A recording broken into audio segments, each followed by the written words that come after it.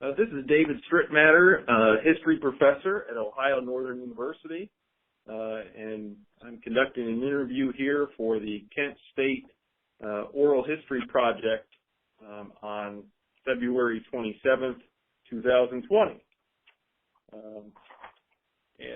So question number one, what is your name and where are you from? My name is Dale Antram.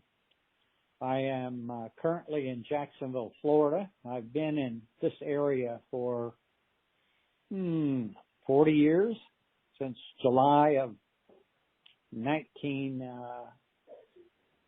69. It'll be 71 this summer, 41 years this summer.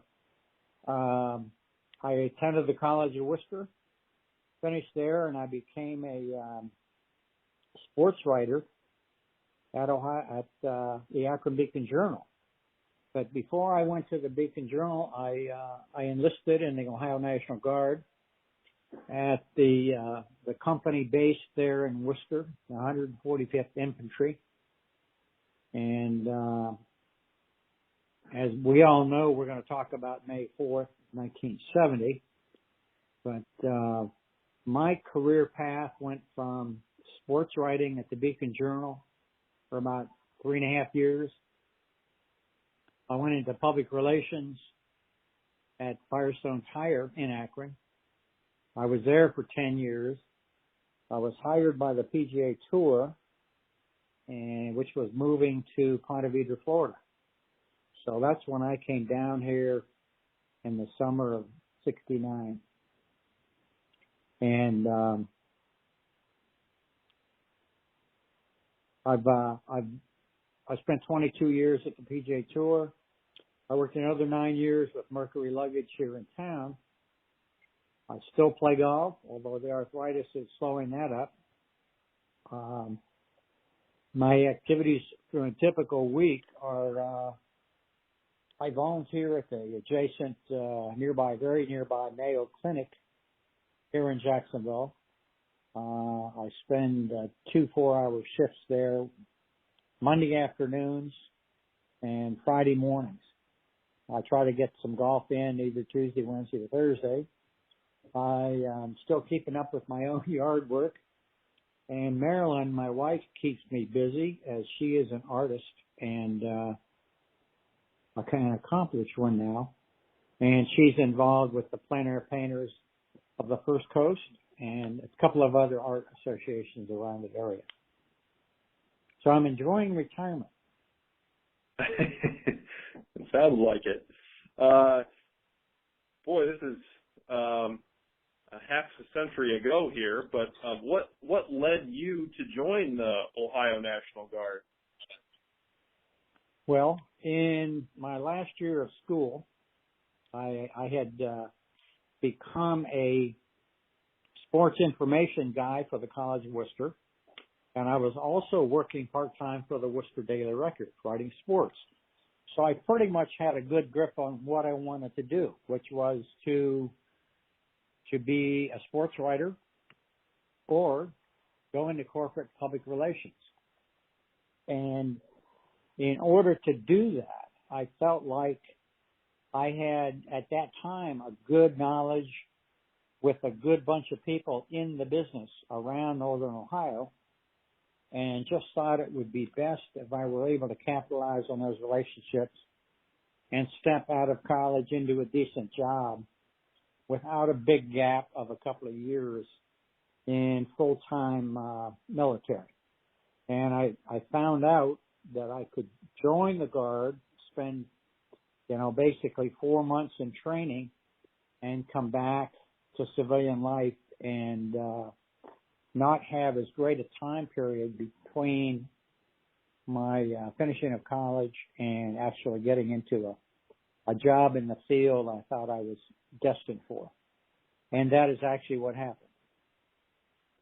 So how long did you serve in the Guard, and in what capacity? Well, the initial training was, it turned out to be about 3.5 months. I went to basic training at Fort Knox, and from there, right into supply school also at Fort Knox, which was fewer weeks than was expected, and I got discharged earlier at about 3.5 months. I knew Jack Patterson, the executive sports editor at the Akron Beacon-Journal, from having met him at various sports events and functions around the region. And so I had written Jack a letter from Fort Knox and saying, I'm going to get out at such and such a date. Do you have a job for me? And then about 5 days later, they called me and said, Antram, you're done. Go get your discharge papers at 5:30 tomorrow morning, which was about 2 weeks early. Unexpected. So Jack never had a chance to respond to me. I got through my discharge physical, jumped in the car, and I drove straight to Akron. And I walked into the Beacon-Journal, and I found Jack Patterson, and I said, Jack, I wrote you a letter. He said, oh, God, what are you doing here? I just was going to write you back. He said, can you start Monday? Which totally floored me. But I said, yes, let me go home and see my folks and change out these clothes. And I came back and found an apartment and went to work. So, looking back, how do you view your time in the Ohio National Guard? You know, it's just something I did. It was from a National Guard perspective, the training was excellent. The supply school was not very challenging, and I happen to have been able to type. So the supply school guys said, hey, we have a job for you. Why don't you become regular Army, and you can have a career here teaching this class? That's not really what I had in mind. So I declined and went back to Worcester and reported back to my company. Also, as I said, went to the Beacon-Journal and began my civilian life. The National Guard commitment was 6 years, basic training plus 5.5 plus years, and monthly drills and a 2-week summer camp. You know, it was typical military stuff. It was annoying at times, challenging. It's just something I did, and a lot of other people I knew, of course, were in the same shoes and also served their country that way. The company based in Worcester happened to have a pretty busy cycle of active duty call-ups. We had a lot of things happen, including 1970, which actually began with the Teamster strike about a week before Kent State erupted. The Teamsters had, I guess it was kind of a wildcat strike early that year, that spring, and it got a little violent, and there were bricks and bowling balls and cement blocks and other things being dropped off of highway overpasses and causing havoc with other trucks.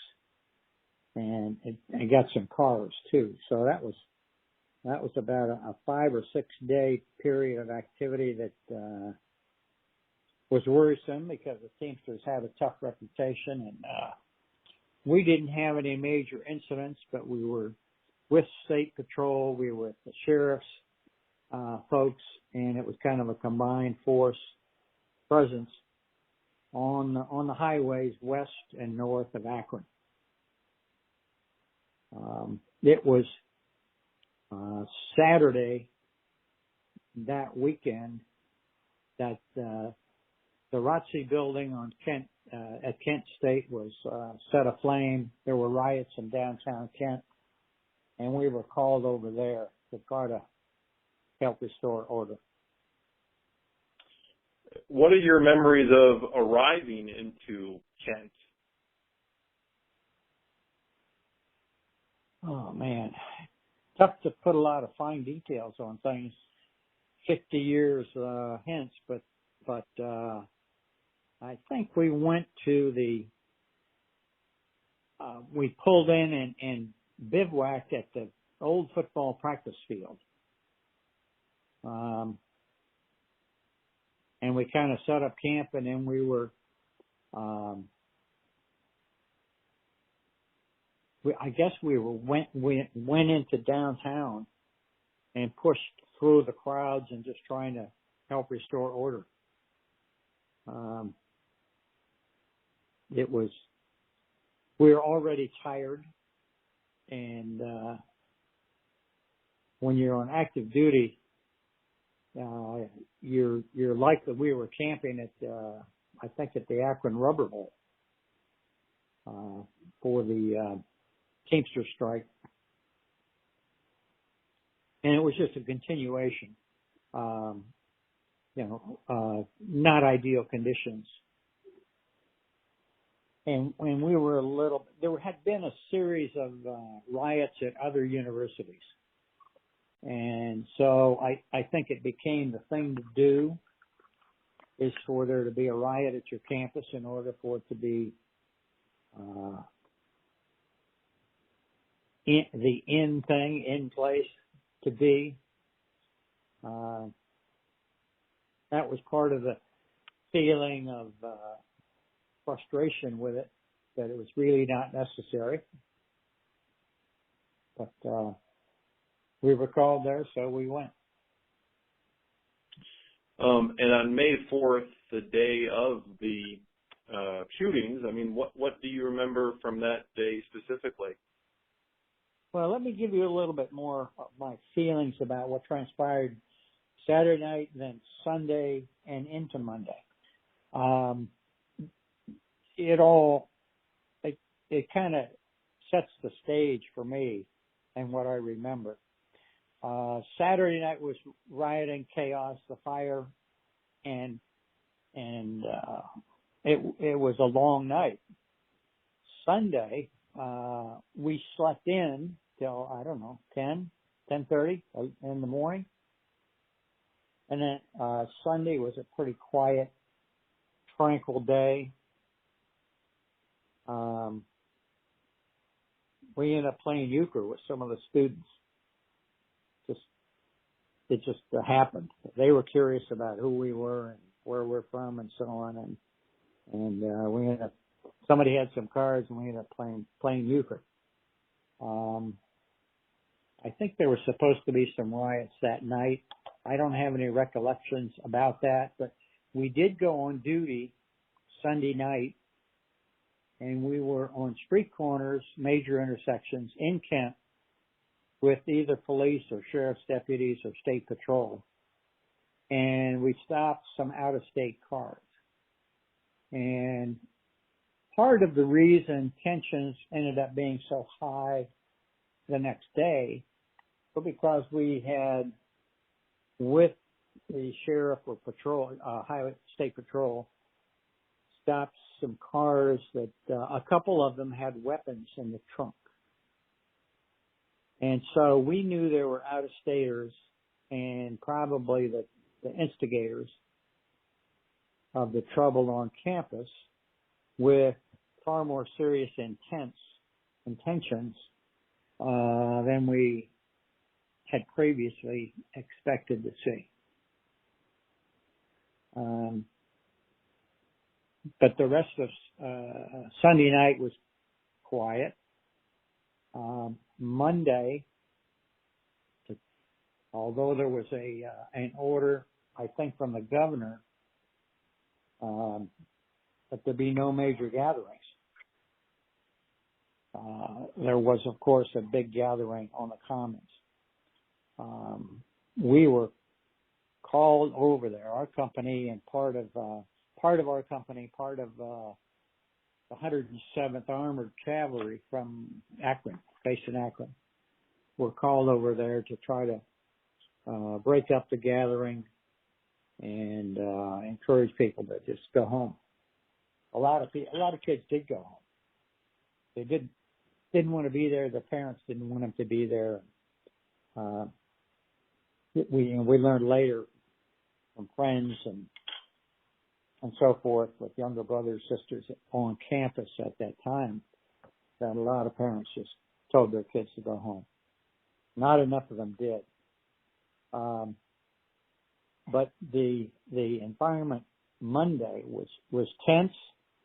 There was a lot of yelling by the students, throwing of things. It was not very pleasant.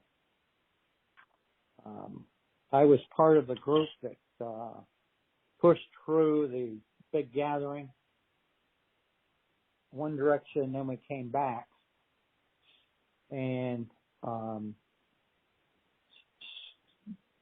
some minutes after we got back to the near the top of the hill, I heard one shot, and then I heard more shots and turned to my right and saw some of my compatriots in the guard firing their weapons. I never felt threatened, but it was easy to see how somebody would. Very disturbing thing. I can sit back now and look at this as a kind of a hissy fit on a big scale thrown by the rabble rousers, maybe the communists, I don't know who else, the weathermen, I don't know who all the groups were, but there were probably several dozen outside instigators who led the student body, those from the student body who chose to riot, into a confrontation that should not have happened. They shouldn't have been there. We shouldn't have been needed to be there. And it's a very unfortunate thing. You think back, something that you were involved in personally that led to a loss of life is not pleasant.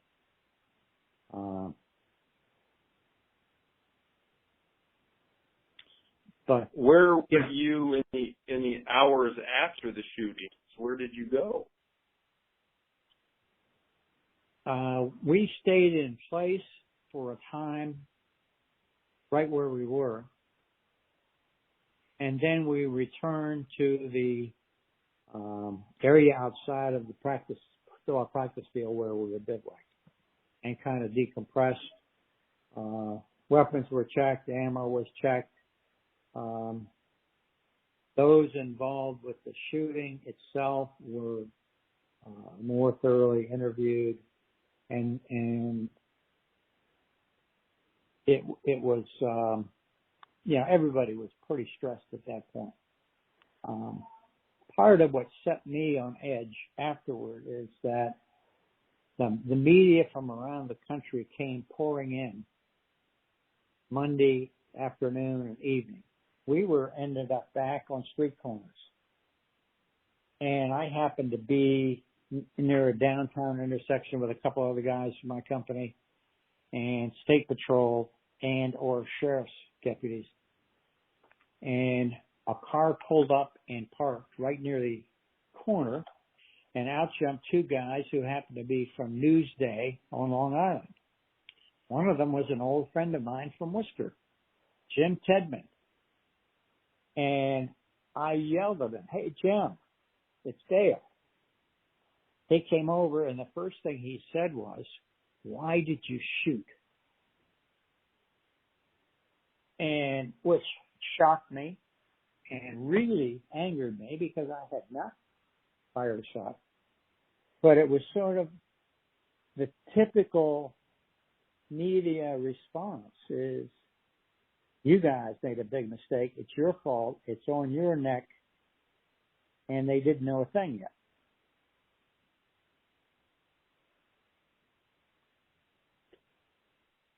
Do you recall if the National Guard issued any sort of instructions to its members in the days after the events at Kent State, again, with all this media descending on Northeast Ohio?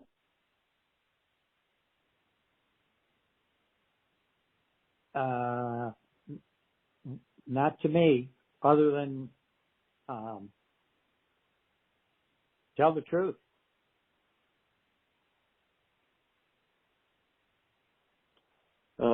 You've already given an example here with your old friend from Worcester, but in the years after the Kent State shootings, I mean, how were you treated personally and professionally? Had people known that you were, physically there in Kent? People were surprised, and people took sides, and people took both sides. And the mix of people, family, relatives, friends, you sort of knew which way certain people would lean, but, it was an even mix for me. And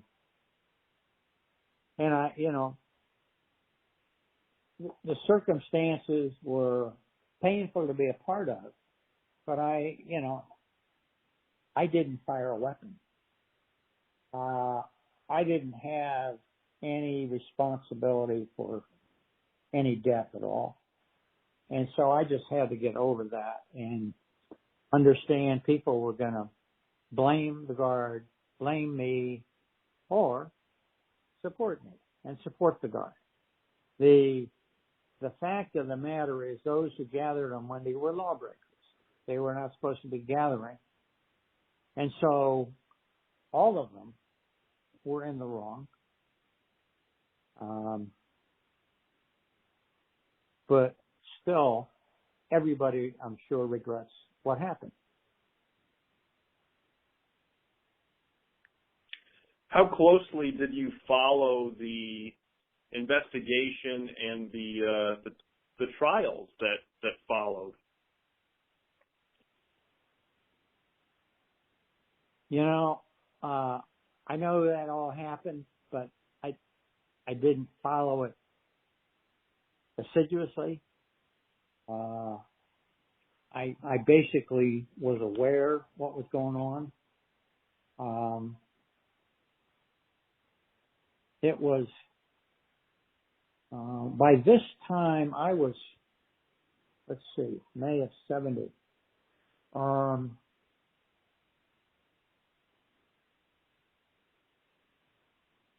I was still at the Beacon or just very, very early on into my time at Firestone. Let me think about this. 69. No, the fall of 69. I was at the Beacon, but I was hired by Firestone in early 70. And so I knew everybody at the Beacon. I knew a bunch of people throughout the Northern Ohio media, but I had already stepped away. So very quickly I was not in daily contact, and I had my own things going on. I had my own new steps in my career to look after. How often have others reached out to you and asked about your time at Kent State?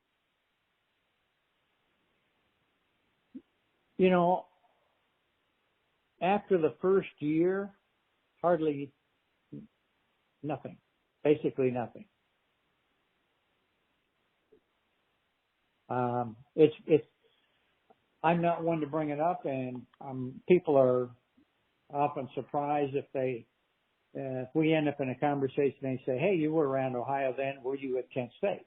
And then I fill them in a little bit, and I said, "Oh my gosh, that's a shock." But it's not something I have spent a great deal of time thinking about or worrying about or pondering. It's there in my past, an unfortunate time. I don't know. Somebody can probably draw out the geopolitical major points of the era and point to Lyndon Johnson's Great Society and all this stuff as being changes that flame the passions of the young people and contributed to this. I don't know. It's hard to read what our society does and how things affect it.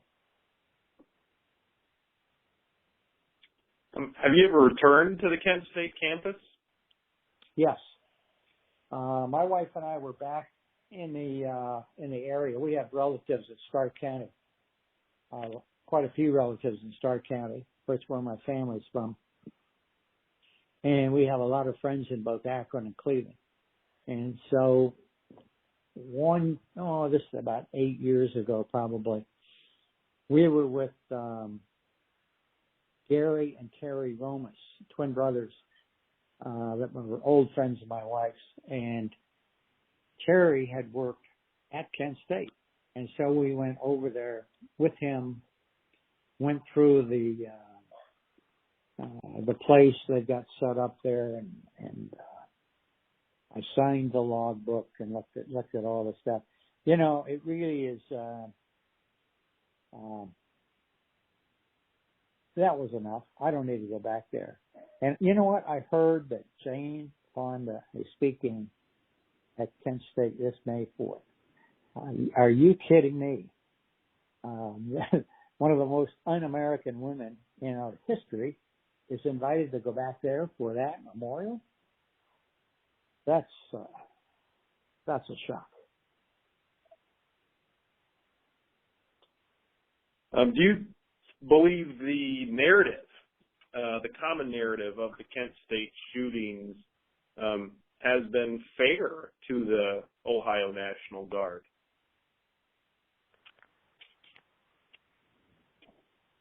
You know, I think there's been a lot more blame placed on the Guard than is warranted, for the reasons I have outlined.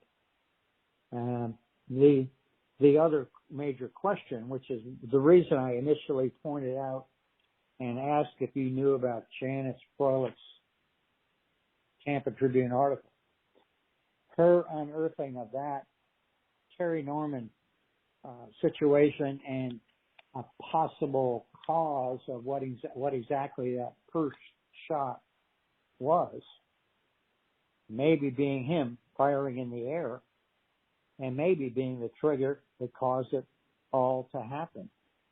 I didn't have any, until Janice wrote that article, I had no idea where that first shot might have come from. We had heard rumors earlier Monday morning, that there were snipers on the buildings. There were a couple of snipers seen. Never been proven. I kind of doubt that. There may have been, state law enforcement spotters or something. But that was one of the rumors that went through the troops. And the fact that there was a single shot and some seconds of delay before the guys down the way from me turned and fired, I didn't have any idea until Janice's article that there might have been an outsider in the person of Terry Norman who fired that shot.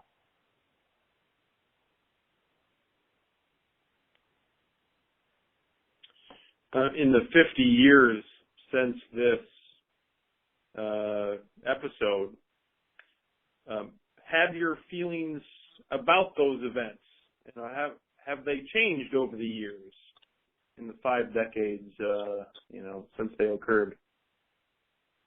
Yeah, I continue to read and learn, and I don't go out of my way to read about Kent State in particular, but just my understanding about politics and society, public opinion.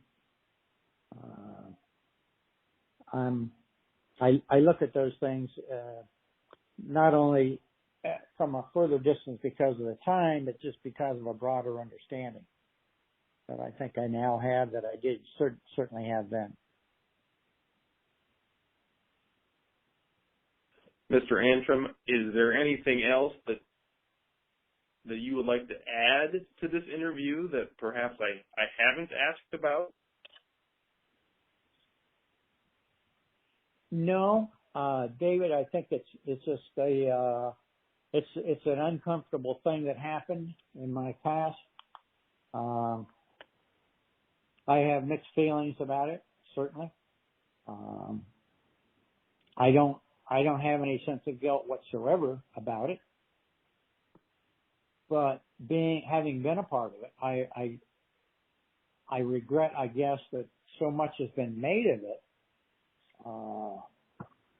that it's, the kids against the authorities is how it's portrayed all the time. But the kids were misled, in my view, by outside instigators, and it unfortunately got very ugly.